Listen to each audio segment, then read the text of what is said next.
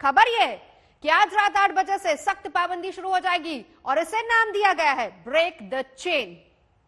भयानक पद्धतीने म्हणजे आजचा जो आकडा आहे,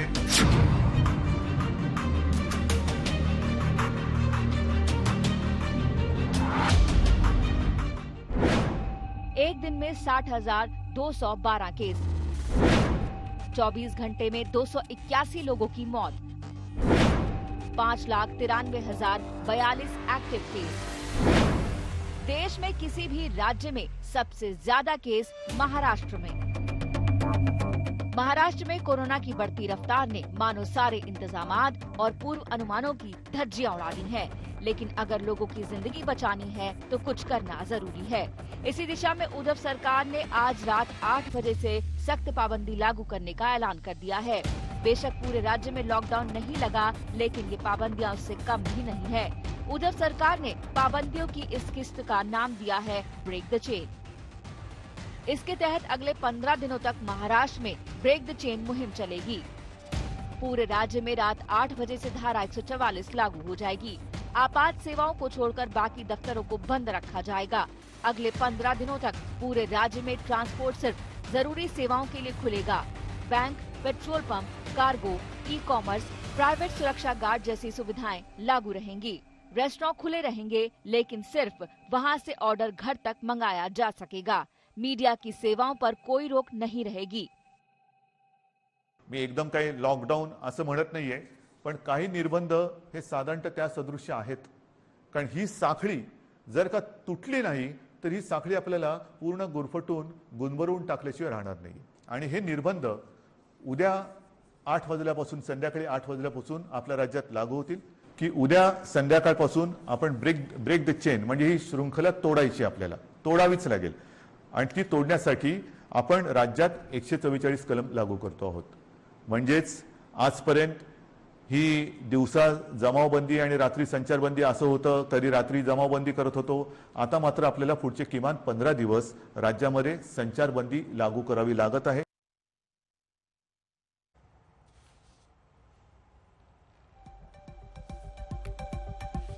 और इस बीच देखिए पाबंदियां क्या क्या रहेंगी। धार्मिक संस्थान पूरी तरह से बंद, सभी सार्वजनिक स्थल पूरी तरह से बंद, यानी पाबंदी लगा दी गई और इसी से चेन ब्रेक होगी। सभी दफ्तरों को बंद कर दिया गया है। तो ये तमाम ऐसी पाबंदियां जो कि महाराष्ट्र सरकार की तरफ से लगाई गई। और इस बीच मुंबई की दादर मार्केट में लोग अभी भी भीड़ लगा रहे हैं। तस्वीरें कुछ ऐसी आ रही है, कोरोना नियमों की जमकर धज्जियां उड़ रही हैं। देखिए मुस्तफा शेख की रिपोर्ट। इस वक्त हम मुंबई के दादर मार्केट इलाके में है, जहां पर रिस्ट्रिक्शन अनाउंस होने के बाद कई लोग मार्केट में दिख रहे हैं जरूरतमंद चीजें खरीदते हुए। 8 बजे के बाद से सिर्फ एसेंशियल सर्विसेज ही शुरू रखी जाएगी। महाराष्ट्र के लिए ये नए लॉकडाउन के रूल्स लगा दिए गए हैं। आज शाम से ये लॉकडाउन शुरू होने वाला है। महाराष्ट्र में 60,000 से ज्यादा केसेस कल के दिन रिपोर्ट हुए हैं और तकरीबन 600 से ज्यादा लोगों की मौत हुई है। उसके साथ ही साथ मुंबई में भी 7,900 केसेस रिपोर्ट हुए हैं, 26 लोगों की मृत्यु हुई है। चीफ मिनिस्टर उद्धव ठाकरे ने साफ कर दिया है कि दूसरे राज्यों से ऑक्सीजन मंगाना पड़ेगा, क्योंकि ऑक्सीजन सप्लाई की किल्लत है। अब आने वाले दिनों में ये देखना होगा कि क्या ये नए रिस्ट्रिक्शंस वायरस जिस तेजी से महाराष्ट्र में फैल रहा है उसे कम करता है या नहीं। कैमरा पर्सन मंगेश आम्रे के साथ मुस्तफा शेख, मुंबई, आज तक। तो देश भर में अलग अलग राज्यों और शहरों का हाल क्या है, जल्दी से चलेंगे मेरे साथ। मुस्तफा शेख मुंबई से इस वक्त जुड़ चुके हैं। कुमार कुणाल दिल्ली का हाल बताएंगे और उत्तर प्रदेश का हाल भी कोई बहुत अच्छा नहीं, क्योंकि मुख्यमंत्री दफ्तर तक पहुंच चुका है कोरोना और इसी वजह से खुद को योगी आदित्यनाथ ने आइसोलेट किया। शिवन श्रीवास्तव से पूरी रिपोर्ट वहां से लेंगे, लेकिन पहले मुस्तफा, ब्रेक द चेन कैसे होगी? जब दादर की तस्वीर जो आपने दिखाई है उससे तो लग रहा है कि कहीं लापरवाही सबसे बड़ी वजह इसकी है।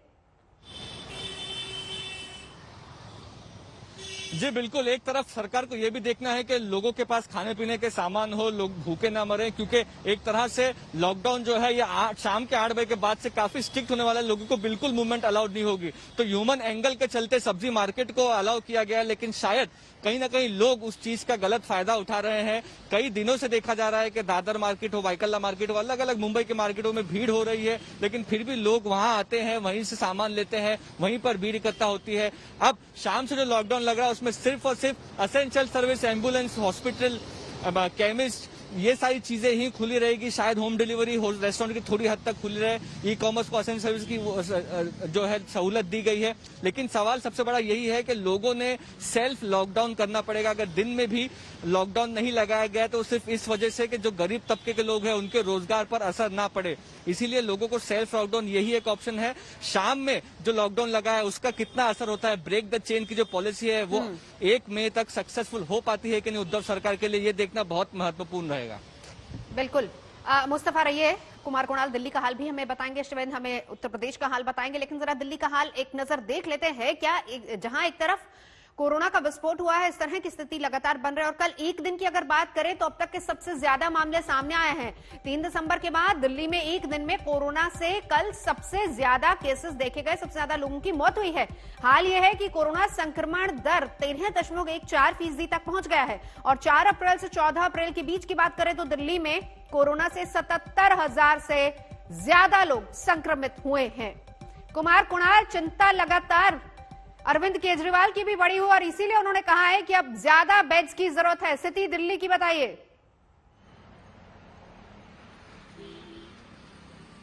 देखिए, अभी बात हो रही थी मुंबई की, मुंबई से मुस्तफा बता रहे थे, लेकिन दिल्ली की हालत मुंबई से कहीं ज्यादा खराब है।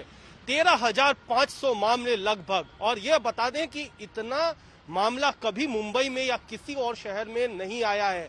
ये पहली दफा है जब न सिर्फ दिल्ली में सबसे ज्यादा मामले आए हैं बल्कि हिंदुस्तान के किसी भी शहर में 13,468 लगभग 13,500 मामले कभी नहीं आए थे एक दिन में, ये रिकॉर्ड है।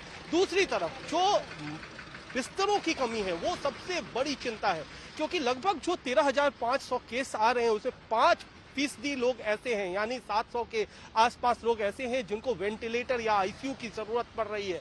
ऐसे में कितने समय तक जो हेल्थ इंफ्रास्ट्रक्चर है, जो स्वास्थ्य का ढांचागत सुविधाएं हैं, वो लोगों के काम आएंगी, ये एक बड़ी मुश्किल है। इसके साथ साथ जो वैक्सीनेशन है और साथ ही टेस्टिंग है उसमें भी समय लग रहा है। तो ये कई सारी चिंताएं एक साथ हैं, मुश्किल है। लेकिन सबसे बड़ी दिक्कत है बेड की। बेड को लेकर के केंद्र सरकार को भी लिखा है दिल्ली सरकार ने, लेकिन वहां से क्या मामले जिस तरीके से बढ़ रहे हैं उस तरीके से बेड की संख्या भी बढ़ाई जाएगी, ये अभी बड़ा सवाल है। कई सारे फैसले भी लिए गए हैं, लेकिन अभी और सख्त फैसलों की जरूरत है। जिस तरीके से मुंबई में सख्त फैसले लेने पड़े हैं, क्या दिल्ली भी लेगा? हालांकि कल मुख्यमंत्री अरविंद केजरीवाल ने प्रेस कॉन्फ्रेंस की, कहा सीबीएसई परीक्षाओं को टाला जाए, लेकिन क्या सिर्फ परीक्षाएं टालने से बात बनेगी या और भी बड़े कदम उठाने होंगे? क्या सिर्फ परीक्षाएं टालने से बात बन जाएगी? जिम्मेदारी खुद की पहले समझनी होगी। दिल्ली का हाल कुमार कुणाल ने बताया, शिवेंद्र श्रीवास्तव भी चलेंगे। वैसे दिल्ली की तरह उत्तर प्रदेश में भी कोरोना का खौफ अब आए दिन नए रिकॉर्ड बना रहा है। तो पहली बार उत्तर प्रदेश में कोरोना के रोजाना 18,000 से ज्यादा मामले सामने आए और उत्तर प्रदेश की बात करें तो करीब 12 आईएएस ऑफिसर्स हैं जो कि कोरोना संक्रमित पाए गए हैं और खुद सीएम योगी आदित्यनाथ ने खुद को आइसोलेट कर लिया है।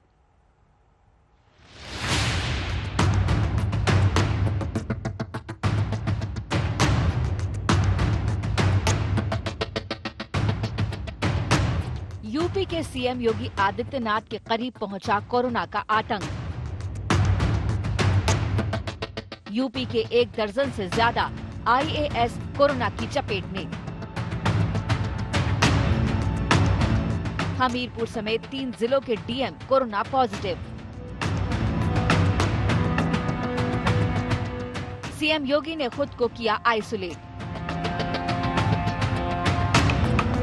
यूपी में कोरोना का आतंक इतना बढ़ जाएगा इसका किसी को अंदाजा नहीं था, लेकिन सीएम योगी ने जैसे ही ये ट्वीट किया तो खलबली मच गई। योगी ने ट्वीट किया कि मेरे कार्यालय के कुछ अधिकारी कोरोना से संक्रमित हुए हैं। ये अधिकारी मेरे संपर्क में रहे, इसीलिए मैंने एहतियातन अपने को आइसोलेट कर लिया है। सभी काम वर्चुअली कर रहा हूँ। यूपी में कोरोना की रोकथाम को लेकर योगी कल पूरे दिन अलग अलग वर्चुअल बैठकें करते रहे और दिशा निर्देश देते रहे। राज्य सरकार और केंद्र सरकार के नियमों का पालन किया और बचाव को प्राथमिकता दे। कहते हैं ना कि बीमारी में, आग में और पानी में ये लापरवाही नहीं करनी चाहिए। उसमें बचाव, जितना बचाव कर सकते हैं वही हमारे लिए सर्वोत्तम उपाय है। तो बीमारी के लिए बचाव ही सर्वोत्तम उपाय है। यह कोरोना के मामले में तो अक्सर सही बैठता है। मेरा ये मानना है मानवता को बचाने का सबसे बड़ा जद्दोजहद है। कोरोना केस के रोजाना बढ़ते आंकड़े यूपी के लोगों की चिंता बढ़ा रही हैं। कल कोरोना के नए मामलों में यूपी ने रिकॉर्ड तोड़ दिया। 18,021 से ज्यादा नए केस सामने आए। कल अकेले लखनऊ में 5,300 से ज्यादा केस मिले। प्रयागराज में 1,800 से ज्यादा केस सामने आए। जरा पिछले कुछ दिनों का आंकड़ा भी देख लीजिए। 10 अप्रैल को 12,787 केस, 11 अप्रैल को 15,353 केस, 12 अप्रैल को 13,685 केस और अब 18,021 नए केस। यूपी में कोरोना के बढ़ते केस के बाद सिस्टम पर सवाल उठने शुरू हो गए हैं। सवाल करने वालों में कैबिनेट मंत्री ब्रजेश पाठक भी शामिल हैं। उन्होंने मुख्य सचिव और अपर मुख्य सचिव को चिट्ठी लिखकर राज्य की हकीकत सबके सामने रख दी है। अत्यंत कष्ट के साथ सूचित करना पड़ रहा है कि लखनऊ में स्वास्थ्य सेवाओं का अत्यंत चिंताजनक हाल है। मुख्य चिकित्सा अधिकारी के कार्यालय में फोन करने पर अक्सर फोन का उत्तर नहीं मिलता, जिसकी शिकायत चिकित्सा और स्वास्थ्य मंत्री को करने पर फोन तो उठता है, लेकिन सकारात्मक काम नहीं होता। एम्बुलेंस भी पेशेंट्स को समय पर नहीं मिल पाती। फोन से बुलाने पर 5-6 घंटे लग रहे हैं। सीएमओ ऑफिस से भर्ती की स्लिप मिलने में 2-2 दिन का समय लगा। हमारे इतिहासकार योगेश प्रवीण की इसलिए मौत हो गई क्योंकि 2 घंटे तक उन तक एम्बुलेंस नहीं पहुंची। वो कोरोना संक्रमित थे और उनकी हालत बिगड़ रही थी। परिजनों ने तमाम कोशिश की, बावजूद उसके उन तक नहीं पहुंची सेवा सहायता, इसकी वजह से उनकी मौत हो गई। योगेश प्रवीण लखनऊ के जाने माने इतिहासकार हैं और उन्होंने 3 दर्जन से ज्यादा किताबें इतिहास पर और भारतीय संस्कृति पर लिखी हैं। खास तौर पर लखनऊ नामा और दूसरी किताबें उनकी बहुत चर्चित रहीं, जिसमें लखनऊ के कल्चर, संस्कृति और यहाँ के लोगों के विचारों को लेकर के उन्होंने काफी विस्तार से बताया है। गौर करने वाली बात यह है कि 12 तारीख यानी सोमवार को मंत्री जी ने ये चिट्ठी लिखी, जबकि 4 दिन पहले वो जनता को सभी संसाधन होने का आश्वासन दे रहे थे। लेकिन फिर भी लखनऊ और कई अन्य महानगरों में बहुत तेजी से साथ संक्रमण बढ़ रहा था, तो लखनऊ में नाइट कर्फ्यू की ऐलान किया गया है। और हम लोगों से अपील भी करते हैं कि कोरोना महामारी के विकराल रूप को रोकने के लिए कृपया समझें, अपने घरों में रहें, बहुत आवश्यक हो तभी निकलें। और जितने अस्पताल हैं उनके संबंधित अधिकारियों को हमने अलर्ट रहने के लिए कहा है, अतिरिक्त बेड से इंतजाम करने के लिए कहा है। हमारी सरकार हर स्तर पर तैयार है। कोरोना यूपी सरकार का कड़ा इम्तिहान ले रहा है। सूबे की जनता को बचाने के लिए सरकार के पास इस इम्तिहान को पास करने के अलावा कोई विकल्प नहीं है। लखनऊ से शिवेंद्र श्रीवास्तव के साथ आज तक ब्यूरो। शिवेंद्र श्रीवास्तव के पास सीधा चलेंगे। शिवेंद्र, नंबर्स जो आ रहे हैं कम से कम वो तो चिंता में डालते हैं, लेकिन बड़ा सवाल ये है कि एम्बुलेंस की कमी, बेड्स की कमी, जो इस तरह की चीजें सामने आ रही है, ग्राउंड पर हालात क्या नजर आ रहा है, खास तौर पर लखनऊ की बात करें शिवेंद्र? देखिए नवजोत, लखनऊ के ही नहीं बल्कि उत्तर प्रदेश के हालात बहुत खराब हैं। जिस तरह से रोज नंबर बढ़ रहे हैं, 18,000 बहुत बड़ा नंबर है।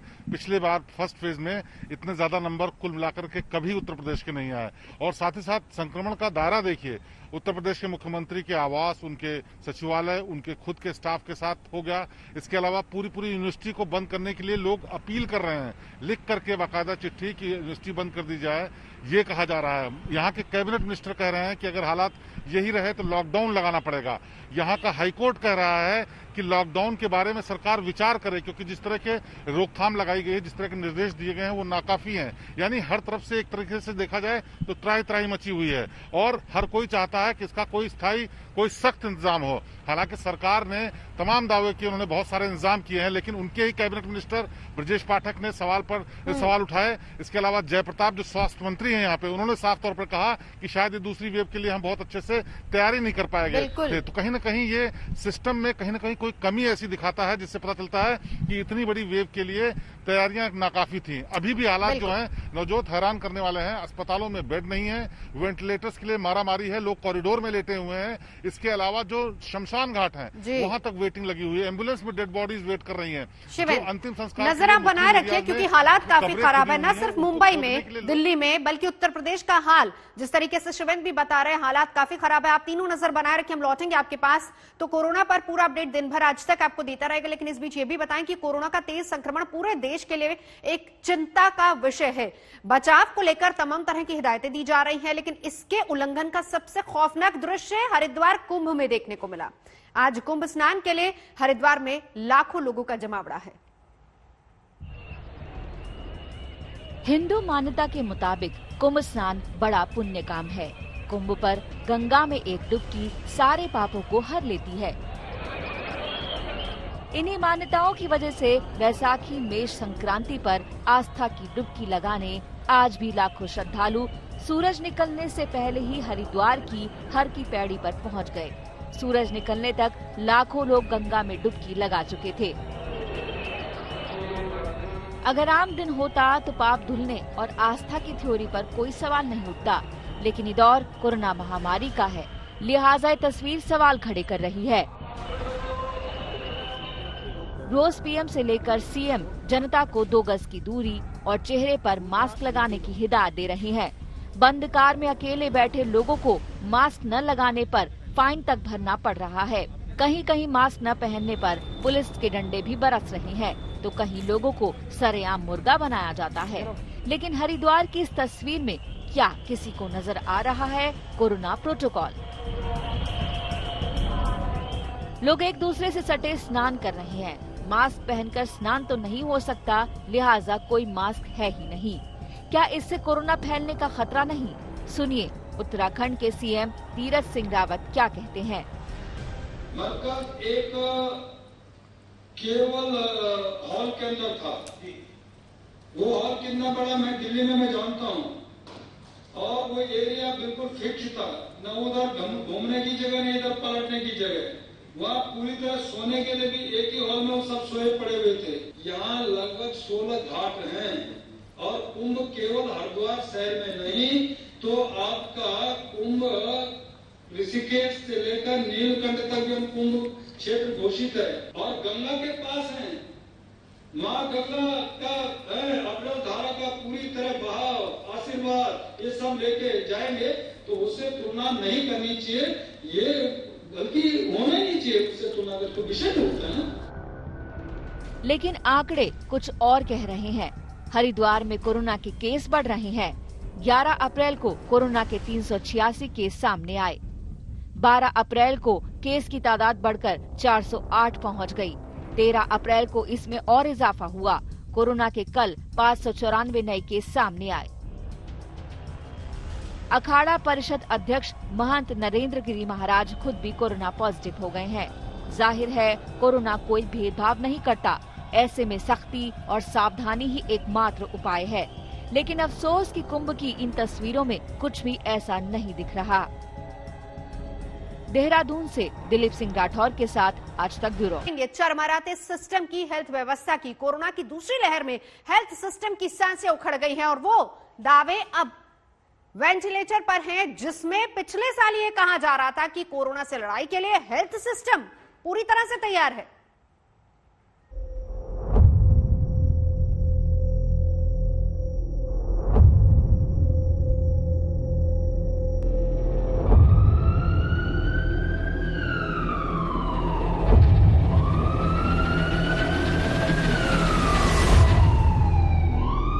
लाइन से खड़ी इन एम्बुलेंस की तस्वीर आज के भयानक हालात का सायरन बजा रही है। एक दो नहीं, 10-10, 12-12 एम्बुलेंस, और हर एम्बुलेंस में गंभीर मरीज जो अस्पताल के बाहर वेट कर रहे हैं कि परमिशन मिले तो अंदर जाए।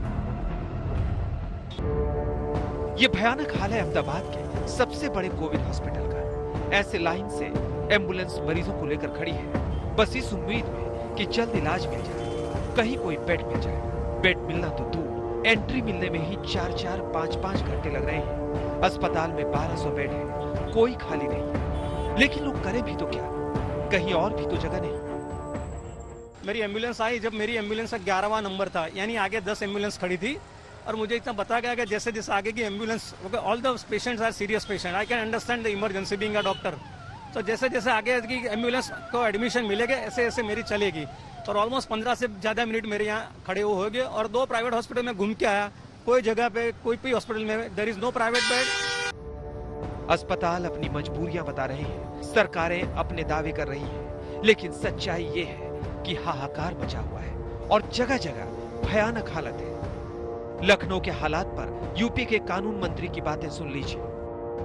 ब्रजेश पाठक ने चिट्ठी लिखकर बताया कि मरीजों को एम्बुलेंस टाइम पर नहीं मिलती, 5 से 6 घंटे लग जाते हैं। हर दिन 4 से 5 हजार मरीज मिल रहे हैं, लेकिन बेड बहुत कम है।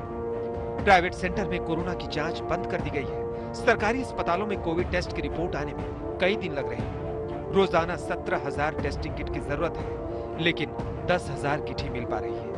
लखनऊ के हालात बहुत गंभीर हैं और अफसर सुस्त हैं। फोन करने पर फोन नहीं उठाते। मंत्री फोन तो उठाते हैं, लेकिन शिकायत करने पर भी काम नहीं होता। इसी तरीके से लगातार नंबर्स बढ़ते जा रहे हैं। ये शिकायतें मिल रही हैं कि तमाम जगह पर बेड्स खत्म हो चुके हैं, तमाम जगह इलाज नहीं मिल रहा, वेंटिलेटर्स और तमाम जो दूसरी जीवन को बचाने वाली सुविधाएं हैं वो खत्म हो चुकी हैं। प्रदेश में हेल्थ व्यवस्था पूरी तरह से चरमरा चुकी है, पूरी तरह से टूट चुकी है। ये बात अब हम नहीं, उत्तर प्रदेश के कानून मंत्री भी कह रहे हैं कि यहाँ ना टेस्टिंग की व्यवस्था हो पा रही, ना बेड की व्यवस्था है, ना एम्बुलेंस की व्यवस्था है। वो फोन करते तो अधिकारी उनके फोन का जवाब तक नहीं देते। जब कानून मंत्री का हालत एक, तो आम जनता कैसे जूझ रही होगी। कोरोना घर घर में फैला हुआ, लोगों की मौतें हो रही है, शमशान घाट पर लाश की लाइन लगी हुई है, लेकिन उत्तर प्रदेश के मुख्यमंत्री जी चुनाव प्रचार में बिजी है। ऐसा लगता है पूरा सिस्टम धराशायी हो गया। पहली लहर में जिन तैयारियों के बड़े बड़े दावे किए गए थे, वो तैयारियां दूसरी लहर में कहां डूब गई, ये कोई नहीं बता पा रहा। दिल्ली में भी लोग भटक रहे हैं। आप लंबी कतारें देख सकते हैं। टेस्ट कराने से लेकर अपना रिजल्ट पाने तक बेड्स के लिए भी लंबी लंबी लाइनें दिल्ली के सभी अस्पतालों के बाहर दिख रही है।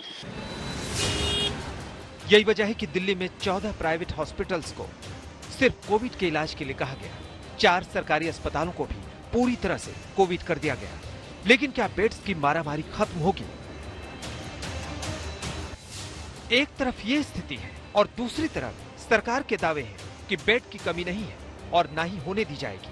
दिल्ली में इस वक्त 12,600 बेड कोरोना मरीजों के लिए है, जिनमें 5,000 बेड खाली है। लेकिन अगर ऐसे ही केस बढ़ते रहे तो फिर क्या हालात होंगे, जब तैयारियां पिछली बार जैसी भी नहीं।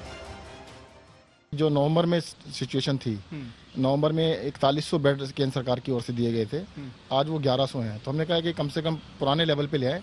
पिछली बार हाईएस्ट 8600 पेशेंट गए थे, उससे तो 1.5 गुने के करीब पहुंच चुका है अभी भी। तो अभी पिछली बार से सर्च ज्यादा है, तो हमने कहा कि कम से कम हाथ तक को लेके आए।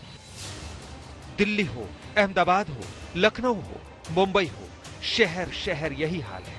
कहीं बेड्स नहीं है, कहीं ऑक्सीजन नहीं है, कहीं इंजेक्शन नहीं है, तो कहीं दवाइयां नहीं है। मुंबई के कोविड अस्पतालों में 80% बेड फुल है। 2,500 आईसीयू बेड्स में सिर्फ 60 बच्चे हैं। वेंटिलेटर बेड्स सिर्फ 20 बचे हैं। बीएमसी ने 325 नए आईसीयू बेड्स अलग अलग अस्पतालों में जोड़े हैं। पुणे के कोविड अस्पतालों में सिर्फ 17% ही खाली है। नागपुर जैसे शहर में 95% से ज्यादा कोविड बेड्स भर चुके हैं। बढ़ते कोविड केसेस को देखते हुए बीएमसी हॉस्पिटल बेड्स भी बढ़ा रही है। इस वक्त हम नेहरू साइंस सेंटर के एक हॉल में खड़े हैं, जिसे एक 150 बेड फैसिलिटी में कन्वर्ट किया गया है। मुंबई के नाला सोपारा के एक अस्पताल में कुछ ही घंटे में 7 मरीजों की मौत हो गई। आरोप लगाए गए कि ये सब ऑक्सीजन नहीं मिलने से हुआ। अस्पताल में बड़ा हंगामा हुआ। इसी से आप समझ जाएं कि हालात कैसे बदतर हो चुके हैं। ये एक अस्पताल की बात नहीं, ये मुंबई की बात नहीं, ये पूरे महाराष्ट्र का हाल है और देश में हर उस जगह का हाल है जो दूसरी लहर में सबसे ज्यादा प्रभावित है। अहमदाबाद से गोपी खंगर, लखनऊ से शिवेंद्र श्रीवास्तव और दिल्ली से तनुश्री पांडे के साथ मुस्तफा शेख, मुंबई आज तक। तो ये तस्वीर और सिचुएशन हम आपको अस्पतालों की दिखा रहे हैं, लेकिन अगर आज के आंकड़े पर गौर करेंगे तो ये और भी ज्यादा डराने वाला है। और देखिए कहां तक मामले पहुंच गए हैं, 1 लाख से ऊपर। और इस वक्त अगर आज के आंकड़े की बात करें, 1,84,000, 24 घंटे में 1,84,372 नए मामले सामने आए हैं। ये पूरे देश का आंकड़ा है, जिसमें अभी भी महाराष्ट्र सबसे पहले नंबर पर है। तो 24 घंटे में 1,84,372 केस। कोरोना के लगातार बढ़ता संक्रमण खतरा, और ऐसे में सख्तियां लगातार लगाई जा रही हैं। खासतौर पर महाराष्ट्र में आज रात से पूरी तरह से सख्त पाबंदियां लागू कर दी जाएंगी। तो 24 घंटे में हालात देख लीजिए, एक्टिव मामले 13,85,000 के करीब हैं। और इस बीच कोरोना के बढ़ते केस से सिस्टम पूरी तरह से चरमराने लगा है। अस्पताल से विचलित करने वाली तस्वीरें लगातार आ रही है। तो वहीं अगर शमशान घाट का हाल देखें तो वहां भी बहुत बुरा हाल है। जहां पहले एक शमशान घाट में रोजाना 5 से 10 लाशें आया करती थी, अब 35 से 40 लाशें आ रही हैं।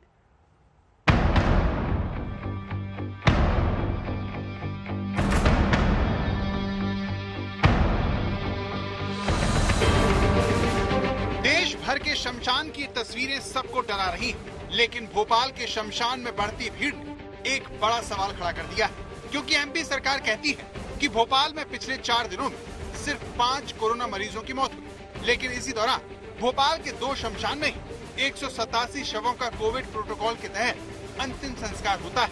सवाल यह है कि सरकार मौत के आंकड़े छिपा रही है। भोपाल के शमशानों में नगर निगम की गाड़ी कोरोना मरीज का शव लेकर पहुंचती है। पीपीई किट पहने स्वास्थ्य कर्मचारी शव से पॉलिथीन हटाते हैं और अंतिम संस्कार कर देते हैं। आउट ऑफ कंट्रोल कोरोना के बीच भोपाल के शमशान धधकती ये चिताएं किसी को भी डरा सकती हैं, क्योंकि 12 चिताएं जब जल रही हैं, तब एम्बुलेंस में रखे शव अपने अंतिम संस्कार के इंतजार में।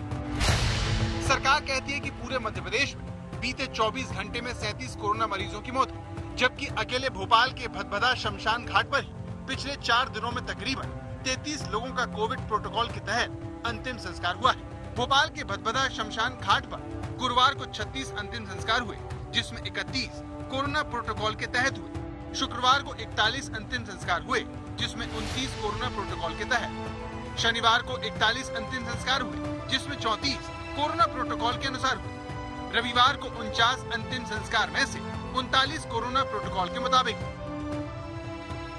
कोविड प्रोटोकॉल के तहत जी कितने शवों का अंतिम संस्कार हुआ है? देखिए, गुरुवार, शुक्रवार, शनिवार, रविवार इन 4 दिन में 133 कोरोना मृतक देह भदभदा में आ चुकी हैं, जिनका दाह संस्कार यहाँ हुआ है कोविड प्रोटोकॉल से। कोविड से। भदभदा शमशान की तरह भोपाल के सुभाष नगर विश्राम घाट पर बीते 4 दिन के आंकड़े भी चौंकाते हैं, जहां 54 कोविड प्रोटोकॉल के तहत मरीजों का अंतिम संस्कार हुआ। 8 अप्रैल को 16 में से 7, 9 अप्रैल को 26 में से 8, 10 अप्रैल को 29 में से 16 और 11 अप्रैल को 44 में से 23 शवों का कोविड प्रोटोकॉल के तहत अंतिम संस्कार हुआ। तो वहीं सरकारी आंकड़ों के मुताबिक इन्हीं 4 दिन में भोपाल में महज 5 कोविड मरीजों की मौत। सरकारी आंकड़ों और शमशान की इन तस्वीरों के इस अंतर से कांग्रेस को पूरी दाल ही काली नजर आ रही है। भोपाल शहर में जो मौत का आंकड़ा शासन जो बताता है, उससे 4 गुना हॉस्पिटल के ऑफ द रिकॉर्ड बताते हैं, और जो शमशान घाट बताते हैं उससे 10 गुना बताते हैं। मैं मानता हूं जिस शमशान में 7 से 10 लाशें रोज जलती थी सामान्यतः, वहां 100 से 125 लाशें जल रही है। ये अपने आप में इस महामारी के प्रकोप को बता रहा है, इस सरकार के फेल्यूर को बता रहा है। लेकिन सरकार का अपना तर्क है। सूबे के मुखिया शिवराज सिंह चौहान ने आज तक से बातचीत करते हुए कहा कि संदिग्ध कोविड मरीजों का अंतिम संस्कार भी कोरोना प्रोटोकॉल के तहत होने से ये अंतर दिख रहा है। हमने ये भी तय किया है कि जितनी मृत्यु होगी कोरोना प्रोटोकॉल संदिग्ध की भी, कोरोना पॉजिटिव की तो कोरोना प्रोटोकॉल के तहत होगी, संदिग्ध की भी अगर मृत्यु होगी तो अंतिम संस्कार कोरोना प्रोटोकॉल के अंतर्गत ही किया जाएगा। जो मृत्यु सब होती है वो केवल कोरोना के कारण नहीं होती, उसके अन्य कारण भी होते हैं, लेकिन इस समय सब चूंकि अंतिम संस्कार प्रोटोकॉल के तहत होता है तो गिनती उसमें हो जाती है। मध्य प्रदेश के चिकित्सा शिक्षा मंत्री विश्वास सारंग मुख्यमंत्री की बात को आगे बढ़ाते हुए कहते हैं कि मौत के अंतर की एक बड़ी वजह भोपाल में आसपास से अंतिम संस्कार के लिए लाए जा रहे शव है। बहुत बार बड़े शहरों में आसपास के जिलों के भी लोगों की मृत्यु होने के बाद अंत्येष्टि होती है, इसलिए हमारी सरकार किसी भी तरह से आंकड़े छुपाने की ना पक्षधर है, ना हमारा कोई ऐसा निर्देश है। काल बने कोरोना के चलते शमशान में चिताओं के अंतिम संस्कार के लिए जगह नहीं बची है। ऐसे में शमशान और सरकार के रिकॉर्ड मौत का अंतर कई सवाल खड़े कर रहा है। रवीश पाल सिंह, भोपाल, आज तक।